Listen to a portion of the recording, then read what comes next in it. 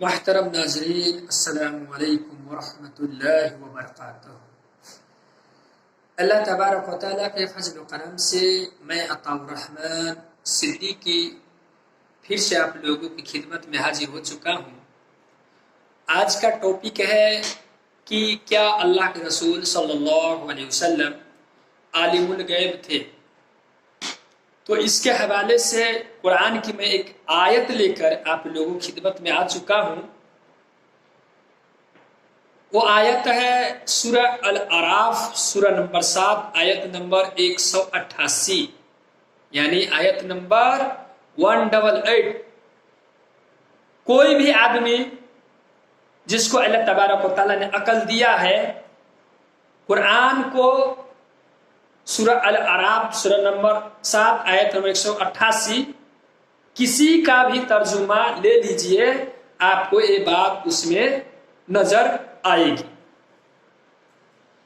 تو آئیے اللہ تبارک و تعالیٰ اپنے نبی کو اس آیت میں حکم دیتا ہے کہ آپ صاف صاف فرما دیجئے، آپ صاف صاف کہہ دیجئے لوگوں سے۔ وہ کیا کہ قُل لَا أَمْلِكُ لِنَفْسِي نَفْعًا وَلَا ضَرًّا إِلَّا مَا شَاءَ اللَّهُ وَلَوْ كُنْتُ أَعْلَمُ الْغَيْبَ لَاسْتَكْثَرْتُ مِنَ الْخَيْرِ وَمَا مَسَّنِي السُّوءُ وَإِنْ أَنَا إِلَّا نَذِيرٌ وَبَشِيرٌ لِقَوْمٍ يُؤْمِنُونَ۔ اس کا ترجمہ یہ ہے، آپ فرما دیجئے کہ میں خود اپنے ذات کے لیے کسی نفع اور نقصان کا اختیار یعنی مالک نہیں ہوں،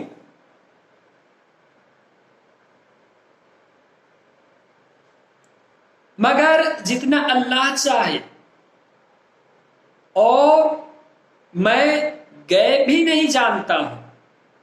اگر میں غیب جانتا ہوتا تو بہت سا بھلا اکٹھا کر لیتا اور مجھے کوئی تکلیف نہیں پہنچتا۔ میں تو صرف ڈر سنانے والا ہوں، خوشخبری سنانے والا ہوں ان لوگوں کے لیے جو ایمان رکھتے ہیں۔ میرے محترم بزرگوں اور دوستوں، اس آیت سے واضح ہے کہ عالم الغیب اللہ کے کسی مخلوق نہیں، اللہ کے کسی نبی اور ولی نہیں۔ عالم الغیب صرف اللہ کی ذات ہے۔ یہ آیت اس بات میں کتنی واضح ہے کہ اللہ کے رسول صلی اللہ علیہ وسلم عالم الغیب نہیں،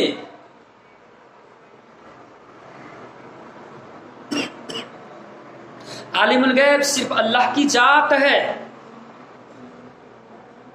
اور ظلم اور زیادتی کی انتہا ہے کہ اہل بدعت آپ صلی اللہ علیہ وسلم کو عالم الغیب باور کراتے ہیں، حالانکہ آپ صلی اللہ علیہ وسلم کو جنگ احد میں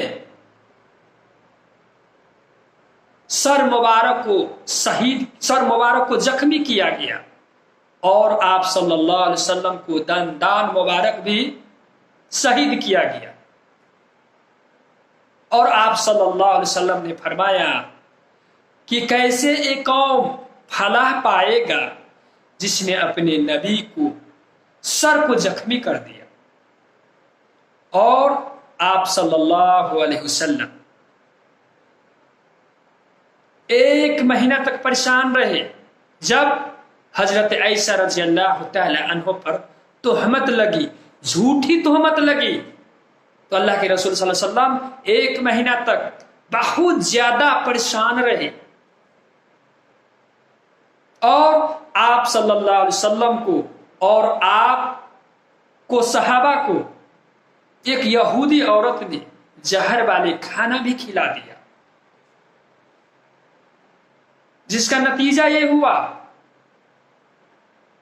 کہ کچھ صحابہ وہیں پہ ہلاک ہو گئے، اور آپ صلی اللہ علیہ وسلم فرمایا کرتے تھے کہ مجھے اس زہر کا اثر ابھی تک موجود ہے جو یہودی عورت نے زہر ملا کر وہ کھانا کھلایا تھا. اور اس کے علاوہ میرے بھائیوں اور بہت سارے احادیث ہے، قرآن کی آیات ہے، جس سے معلوم ہوتا ہے کہ اللہ کے رسول صلی اللہ علیہ وسلم عالم الغیب نہیں تھے.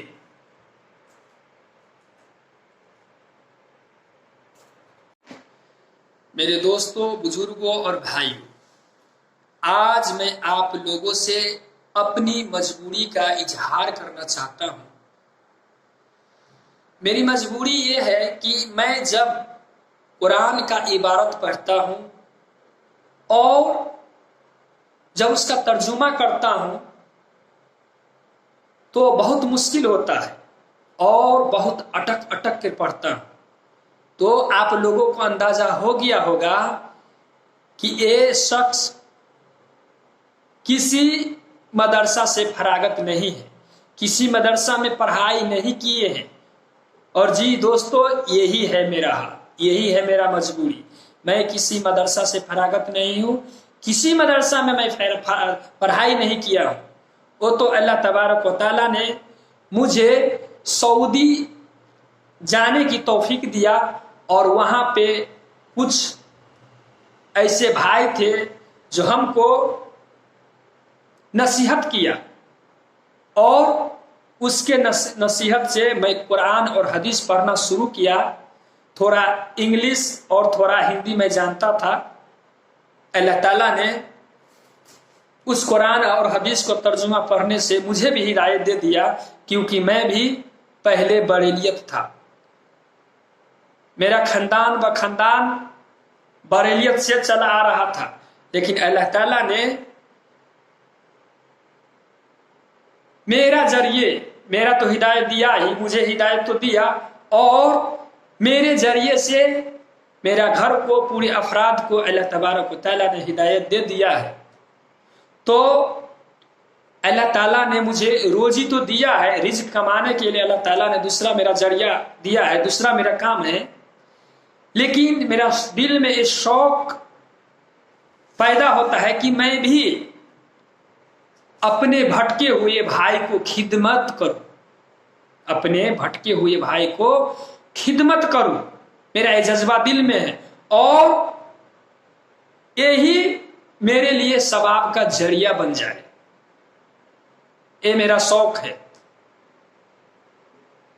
تو آپ لوگوں سے میں معافی چاہتا ہوں کہ عبارت پڑھنے میں اور اس کی ترجمہ کرنے میں کوئی غلطی ہو جائے تو اس کے لیے معافی چاہتا ہوں. اور سب سے بڑا معاف کرنے والا تو اللہ تبارک و تعالی ہے. وآخر دعوا ان الحمد للہ رب العالمین. والسلام علیکم ورحمۃ اللہ وبرکاتہ.